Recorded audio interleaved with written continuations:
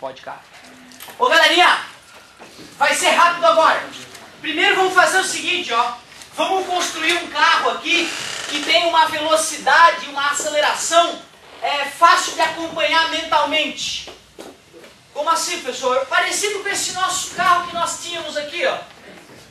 Vamos manter a mesma brincadeira aqui. O cara está na posição de 100 metros, está com uma velocidade de 10 metros por segundo ao quadrado, mas é uma velocidade inicial, porque além disso ele tem uma aceleração de 2 metros por segundo ao quadrado. Por que é fácil monitorar onde esse cara vai estar? Um segundo depois, pessoal, ele vai estar com que velocidade? Assim, tá muito chato desenhar esse clássico da década de 20. Vamos fazer uma bolinha. Tempo zero. Um segundo depois, tempo 1 segundo. A velocidade dela é 12. Mais um segundo. A velocidade era 14, bem até onde a gente tinha ido. Próxima seria? 16. Eu te pergunto uma coisa. Esse cara está aumentando de velocidade de maneira uniforme ou de maneira errática? Uniforme, quer dizer que era 10, foi aumentando um pouquinho, passou por 11, sempre aumentando na mesma quantidade com o passar do tempo até chegar a 12, de maneira suave. Tudo bem? Se ele estava com 10 e agora está com 12, qual é a velocidade média? 11. 10 mais 12 dá 22, dividido por 2 dá 11. Então ele percorreria a mesma distância se em vez de aumentando de velocidade de 10 para 12, se ele se mantivesse sempre a 11, ele percorreria a mesma distância naquele 1 segundo. Aceitas isso? Se ele tem uma velocidade de 11 metros por segundo, em 1 segundo ele anda quanto? 11 metros. Se estava na posição 100, foi para a posição 111. Professor, não entendi esse raciocínio. Vamos de novo então. Está com 12 de velocidade e vai aumentando linearmente para 14. Qual é a média? 13. 12 mais 14, divide por 2, soma, divide por 2, dá 13, dá um meio. Claro, metade entre 12 e 14 é 13, lógico. 13 metros por segundo de média em 1 segundo? 13 metros. Estava em 111, andou 13. Muito obrigado. Tranquilo, galera? Tu vê, nós achamos a posição do cara usando bom senso simples. Nós não fizemos nenhuma conta estrambólica. Mas Galileu dizia que não. Não precisa ficar se matando não, cara. Pega essa minha equação que eu desenvolvi aqui e usa ela. Primeiro eu vou montar ela de novo. 100, posição inicial. 10, velocidade inicial. 2 dividido por 2. 1 t ao quadrado. T ao quadrado. Vamos testar mais uma vez? Bota 1 segundo. 10. 10 mais 1. 11 mais 100. É redondo, é batata, não vai falhar nunca. Pode confiar, o Galileu é fera. 2, só para finalizar.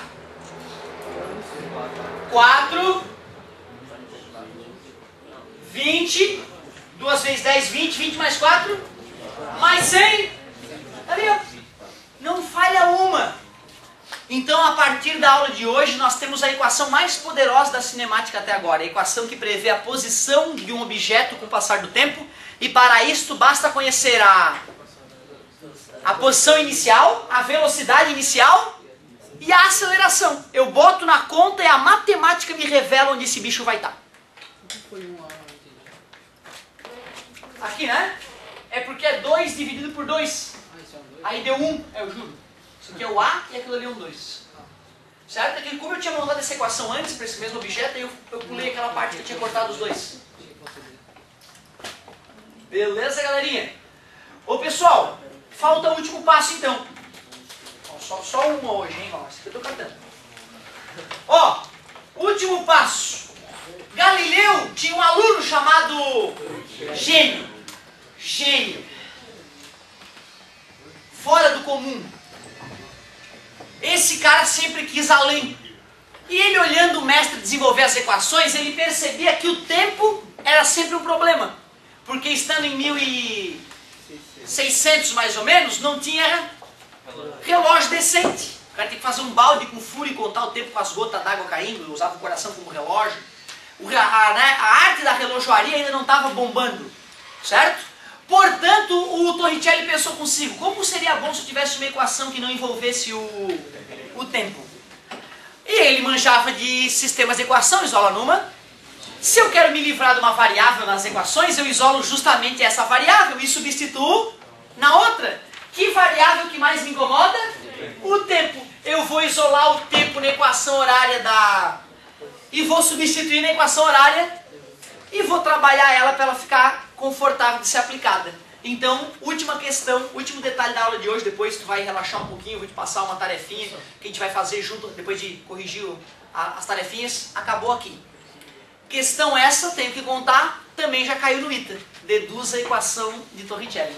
Ou seja, o cara além de deduzir a equação horária da posição, né, ou botar ela de cabeça lá e explicar pelo menos a origem dela, né, o cara tem que fazer esse algebrismo todo que eu vou fazer agora para desenvolver a equação de Torricelli. É discursiva, tu vai escrever. A UFSC tem questão discursiva, tá, galera? Tem questão discursiva de física, de matemática, de química e de biologia, e se tu zerar em qualquer uma delas, tá fora. Tu vai escrever com a tua letra, a caneta, a resposta. Algumas são teóricas, outras são de desenho, outras são cálculos. Matemática tinha A, B, C, D e E, física também A, B, C, D. A, B, C e D. E tu não pode errar todas. Se tu não conseguir pelo menos 1/10, tá fora do concurso. Tem que treinar isso. Eu vou te confessar, cara, que a parte da biologia era perigosa. Se o cara não tivesse um pouco de bom senso, ele podia zerar. Matemática, eu tive que ler umas 4 vezes a questão tinha parte boba, realmente, tinha uma parte bobinha. Mas para matar a questão na íntegra, eu tive que ler 4 vezes o enunciado para me tocar do que ele estava falando. Tu vê, então às vezes o cara escreve de um jeito que é chato, merece cuidado, é melhor tu começar a melhorar as tuas questões discursivas. Por que será que toda questão minha é discursiva, né? Certo? Por que será? Porque o cara que faz a questão discursiva faz ABCD e faz somatório. Agora, o cara que só faz somatório e ABCD, ele nunca vai fazer uma questão discursiva. É por isso que praticamente toda, né? Uma ou outra aí foi um ABCD muito raro. Mas vamos lá, isola numa. Estou querendo criar a equação de... Tá quase, meu querido, respira fundo! Não dormiu 8 horas, né, cara? Não dormiu 8 horas, vai morrer mais cedo e sabendo menos na vida. É assim que funciona. Torricelli. Eu te contei, né, que eu andava no final de semana. Dia de semana eu queria morrer na hora de acordar. Mas chegava sábado, eu ia dormir na sexta às 2 da manhã, dava sábado 5 da manhã e eu tava na oficina com o martelo. Blam, blam, blam. Acordando meus pais, não martelando para acordá-los, né, mas brincando lá, construindo as coisas e perturbando a galera que ia dormir, depois de uma festinha de repente de sexta-feira, certo? E eu não conseguia entender como é que meu organismo morre durante a semana e final de semana, tendo dormido menos, eu acordo bombando antes do sol nascer. Mostra que é o interesse, né? Que é o interesse que nos move, certo? Isso é uma coisa que a gente tem que aprender a monitorar, não pode deixar ser refém do teu corpo, né? Tu tem que aprender a fazer o teu corpo bombar em alguns momentos importantes aí. Toma cuidado com isso, meu querido. Por que será que pra balada tu aguenta o tranco e na hora da aula dá as piscadelas, né? Essa piscadela, professor, o que tu faz? Antes eu mandava pra rua. Final de ano eu anoto ali. Já tá combinado isso aí, já tem, não é? Beleza, né? Assim, é uma cada piscada um ponto? Não, senão o cara vai ficar com menos 8 na participação. É por aula que ele pisca, eu já pontuo ali negativamente na participação. Torricelli! Menos mais. Decoradinha confortável, multiplicando, dividindo, divide ambos os lados. Isolou? Foi difícil isolar o T? Se tu acha difícil, procura ajuda. Não é normal na tua idade achar difícil isolar o T desse jeito. Não é normal. D igual a D0, vou fazer assim. Menos passa, mais passa menos. Tudo bem pra vocês aqui o que eu fiz, ó? Tranquilo? V0 vezes T mais AT ao quadrado. D menos D0 é delta D. Quem é o T mesmo? V menos V0 sobre A, mais aceleração sobre 2. Quem é o T?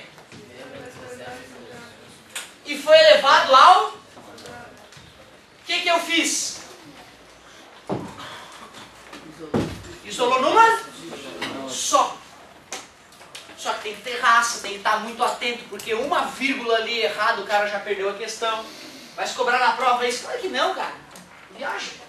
Delta D é igual. Delta D é igual. V0 vezes V menos V0 ao quadrado sobre A mais A sobre 2 e produto notável. Ou tu faz V menos V0 vezes V menos V0 e multiplica e se mata, ou tu decorou o quadrado primeiro. Mais duas vezes primeiro vezes Duas vezes pelo segundo. Mais o quadrado do segundo. Só que cuidado, é menos porque ali é menos, tá? Se fosse mais, ali seria mais.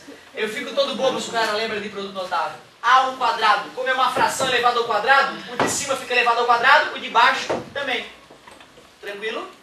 Corta o A de cima com o quadrado de baixo. É um A, não é um 9, eu juro. Ficou como então? Deixa eu ver como é que está ficando. Delta D é igual V0V sobre A menos V0 ao quadrado sobre A. Eu separei essas duas frações, tu viu? Tenho esse direito, não tenho? Esse 2 está multiplicando A, concorda comigo? Então eu vou separar todos em frações. Eu vou separar todos em frações. Olha como é que vai ficar. V ao quadrado sobre 2A menos 2V vezes V0 sobre 2A mais V0 ao quadrado sobre 2A. Só matemática básica. E para finalizar, vocês concordam que eu posso colocar 2 aqui e aqui na fração sem alterá-la? Sim. Posso colocar 2 aqui e aqui para a fração ficar todas elas com o mesmo denominador? Na prática é como tirar o MMC e dividir pelo de baixo? Só ganhei um tempinho ali. Agora que essas frações todas têm 2A embaixo, eu posso somá-las, não posso? E olha que delícia, 2V0 vezes V e menos 2V0 vezes V. Se anulam. Menos 2V0 ao quadrado com mais V0 ao quadrado? Menos V0 ao quadrado. E sobrou aqui V ao quadrado. Para finalizar, está dividido, passa? Ficou V ao quadrado menos V0 ao quadrado é igual a 2 vezes A vezes delta D. E finalmente menos. Essa é a terceira e última equação da matéria chamada cinemática. Equação de... O primeiro homem a medir a pressão atmosférica também fez suas artes na cinemática. Outras contribuições várias o Torricelli fez também, mas as mais importantes foi isso. Medida da pressão atmosférica, que eu vou te ensinar no que vem, e desenvolvimento da equação do Torricelli. São as duas coisas mais importantes que a gente estuda sobre Torricelli na física e na matemática.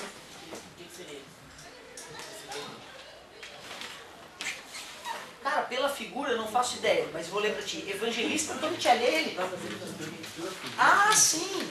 É a experiência da pressão atmosférica. Lá na página, me diz qual é a página. Na página 61, tem o Evangelista, o primeiro nome dele é Evangelista. O Evangelista Torricelli está com uma bacia de mercúrio e um tubo de vidro. Ele está medindo a pressão atmosférica, meus amigos. Já percebeu que se tu pegar um copo d'água e encher ele com água, mergulhar ele numa bacia com água e erguer a bundinha do copo fechada para fora da água, mantendo a boca do copo aberta dentro da água, ele continua cheio de água, mesmo fora da água.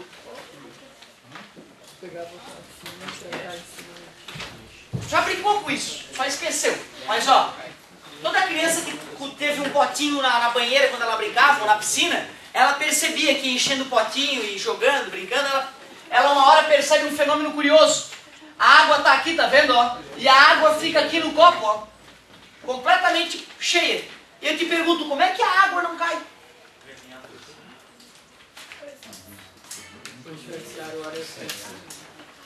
Aonde que está essa pressão atuando que não deixa ela cair? O ar que pôs no copo, mas não tem ar nenhum mais no copo. É que assim, é claro que se eu estou falando de pressão atmosférica, a resposta correta é a pressão. Não quer dizer que tenha entendido o fenômeno, entendeu? O que eu quero te dizer é o seguinte, ó. É claro que é a pressão atmosférica, mas aonde que ela está agindo para que a água não caia? Fora do copo.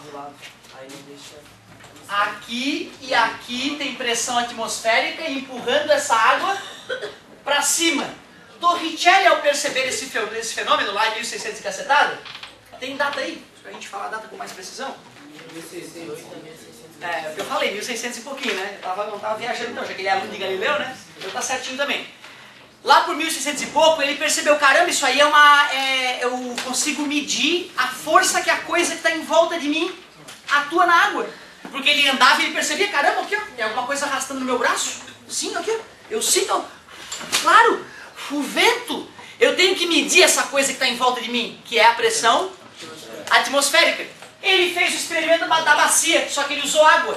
Só que ele fazia um tubo bem compridão de água e a água ficava até o topo. 1 metro de altura, água até o topo. 2 metros de altura, água até o topo.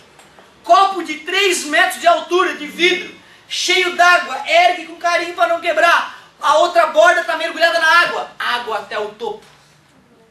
Em 1600 não é na 1001 comprar um tubo de vidro. Tem que construir um tubo de vidro com mestre vidraceiro, que se encare empreitada. Pode demorar meses até não quebrar essa porcaria na hora do resfriamento. Dilatação térmica também, vou ensinar no que vem. Então, na verdade, ele pensou, vou usar um líquido mais denso. E o homem já conhece desde milênios atrás o mercúrio, o metal líquido, que tem uma densidade maior que a do chumbo. Sim, 1 litro de água pesa 1 quilo. 1 litro de mercúrio pesa 13,2 quilos. Porra, essa é a expressão. Meu, mais que chumbo. Ele fez a mesma experiência, uma bacia, um tubo de vidro com uma das extremidades e a outra, lógico, e a bacia contendo mercúrio, símbolo da tabela periódica do mercúrio, Hg. Ele foi lá e viu que agora a pressão atmosférica não conseguiu erguer o mercúrio até o topo do tubo. Ele pegou uma régua e mediu essa altura de mercúrio, que deu 760 milímetros. Desde então, o mundo mede a pressão atmosférica em milímetros de mercúrio. Se eu pegar esse aparelho chamado barômetro, medidor de pressão, e subir numa montanha, o que vocês acham que vai acontecer com a coluna de mercúrio?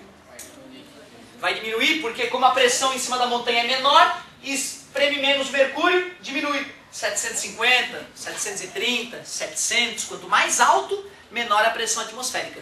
E se eu for para uma mina, abaixo do nível do mar, com esse aparelho chamado barômetro, é só repetindo que se aprende, chamado o medidor inventado por... Show de bola. Subiu, foi para a mina, a pressão atmosférica é maior e aí espreme mais o mercúrio, 765, 770. Ah, então quer dizer que no avião o barômetro dá para medir a altura? A altura do avião a gente mede antes do GPS, né? Agora é só olhar ali no computador, cospe a altura. Antes do GPS a gente media com barômetro a altura do avião. Loucura, né, cara? Então foi de suma importância essas descobertas. Se fosse com água, sabe qual é a altura que teria que ter para poder medir com água a pressão atmosférica, esse tubinho? Um pouco mais de 10 metros. A pressão atmosférica consegue equilibrar uma coluna de aproximadamente 10 metros de água. Ou seja, a pressão que atua agora em ti, que a gente chama de uma atmosfera, é aproximadamente 760 milímetros de mercúrio, que é aproximadamente 10 metros de coluna d'água. O pedreiro, ele nunca vai medir a pressão em atmosfera ou em milímetro de mercúrio. Ele mede a pressão em metro de coluna d'água. Ele vai na loja de matéria de construção, ele não pede, me vê uma bomba que supere tantos milímetros de mercúrio. Ele falou, cara, eu preciso de uma bomba para vencer 15 metros de coluna d'água. Porque ele quer bombear água para cima, né? Ele só quer saber quantos metros de água ele tem que pressurizar lá para cima. Por isso que ele mede em metro de coluna d'água. Qual é a pressão atuando em ti agora? 760 milímetros de mercúrio em atmosferas. Uma em metros de coluna d'água. 10. Última pergunta. Isso era só no que vem, tá? É uma palhinha do ano que vem, porque eu não resisto. Não aguento. Era só para te ensinar no que vem, mas eu não consigo. Estou a 30 metros de profundidade. Qual pressão atua em mim?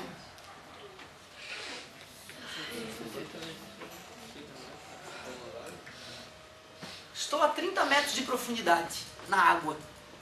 Qual pressão está atuando no meu corpo?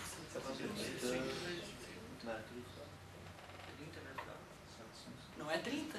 Porque quando eu estou na superfície da água já tem 10. Quando eu perguntei isso, o amigo rapidamente respondeu aqui quietinho, mas respondeu e foi bonita a participação dele. 3 atmosferas. Porque eu acabei de te falar que a pressão em ti agora é 1 atmosfera, que é 760 de mercúrio, que é a mesma coisa que 10 metros de coluna d'água. Se eu falei que o cara estava a 30 metros de coluna d'água, ele automaticamente pensou 3 atmosferas. Quase acertou.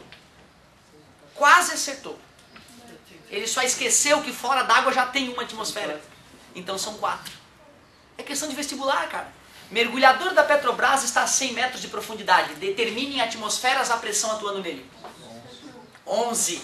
A cada 10 metros, 1 atmosfera a mais. Então de água tem 10, mas tem 1 de ar. 1 atmosfera de ar. Não é isso? De pressão. Por isso 11.